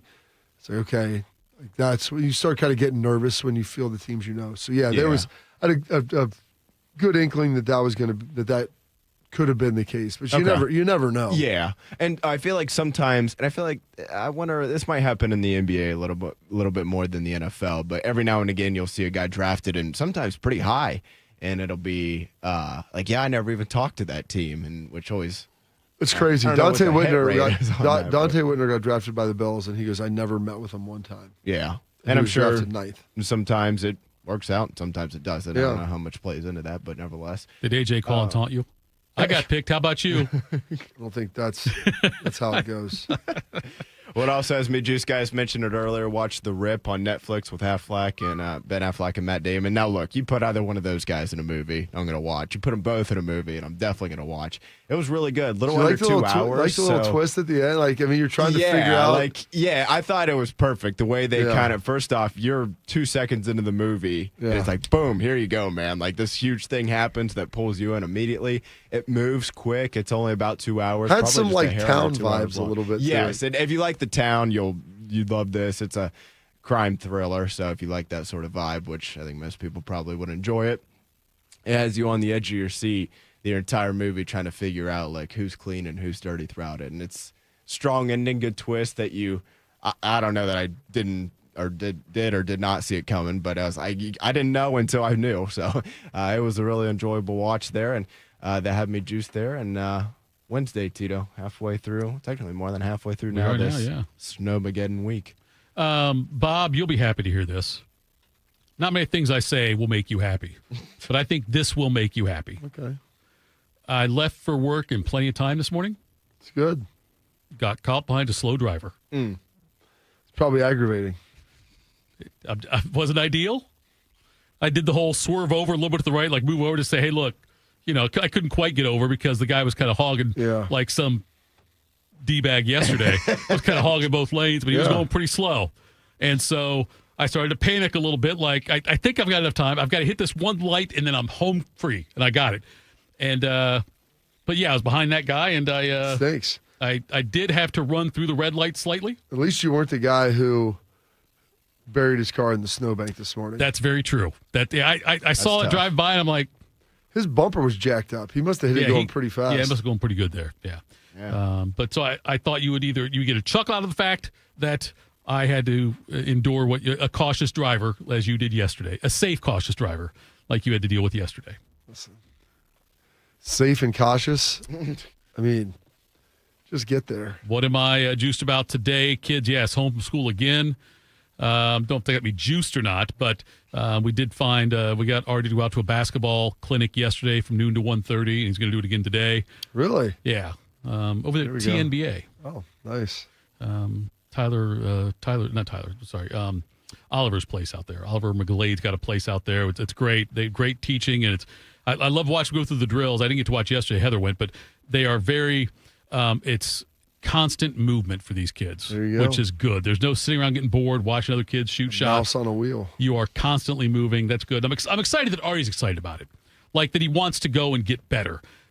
He's been able to get by a little bit just on he's talented. I'm not trying to brag here, but he's a talented kid. Good player. Yeah, but you can get by with that until a certain age, and then you've got to really be good at the game to advance. And so I'm excited about that. And he's got basketball practice tonight also. And then or it's tomorrow, one or the other. Anyway, and then the games this weekend, the tournament wrap up basketball this weekend, except for a couple of postseason tournaments we'll play in. But that's got me juiced. What else has me juiced? I've enjoyed the snow. My wife did some shoveling yesterday. I did some shoveling yesterday. But there's a certain satisfaction you get. What was that look for, Bob? Do it. I did some shoveling. My wife did some shoveling. Right. It's when you look at a job well done, and you think, I did that. We did that. We did that. Yeah. Team did that is what we did. On the front. Right, exactly. It's called completion phenomenon.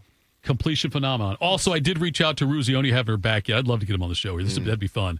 But I fear that he might destroy some of our thoughts about it because... Thoughts about what? The lines that we drop. Yeah, those aren't real. Some of them might be. I'm curious which ones are actually real. No one's quitting her. Yeah, I wonder if things like that happened. That guy's in Chicago, O'Callahan, right? Is that O'Callahan? Is that what it was? Sure, Patches O'Houlihan. I think that was the character's name, right? I think it's the real. I'm sorry. I think Jack, right? Jack O'Callahan. Yeah. Jack O'Callahan, yeah. I'm from wherever's not going to get me hit. Right. I got to watch that again. I didn't ever watch it, Tito. I just lived it. That's fantastic. Let's see what else we got. Tomorrow we got Breer. You got to be excited about that. I know you want to get into the Belichick stuff. Yeah, I want to hear his thoughts on it. I may actually give him a call today and do a walkthrough just to hear kind of find out where we're going. Are you? Should we keep your highness on throughout the summer? I mean, just for sheer content, here is Your Highness's thoughts on life. Right. He's got a lot of them. Yeah, he does. I would say maybe we could sprinkle them in. Yeah. Maybe not a full segment. Maybe not every Thursday, but right.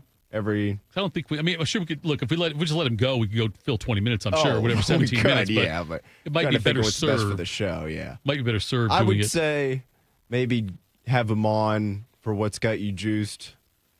Maybe like once a month on Thursday. That's a good idea. Yeah, every few weeks or so. Yeah, we can do that. Yeah, keep. Or it could be like doesn't have to be specifically XYZ. It could be like, hey, Super Bowl's coming up, March Madness. Some of the bigger stuff. Oh, I'll get some March Madness picks. I don't know if we need his Thursday night hockey picks. When March Madness starts, he will be in Vegas. Yeah. I've already got the invite. You going? No, I'm not going. He loves you, Tito. I never get those. You already invites. turned down a bachelor party. Listen, I know I did. He said I'll get you a great deal on a room. Ooh. And we've got a place rented out for a while or something like that. I mean, listen, why? What doesn't sound good about that? Because I don't know if I'd come back, Bob.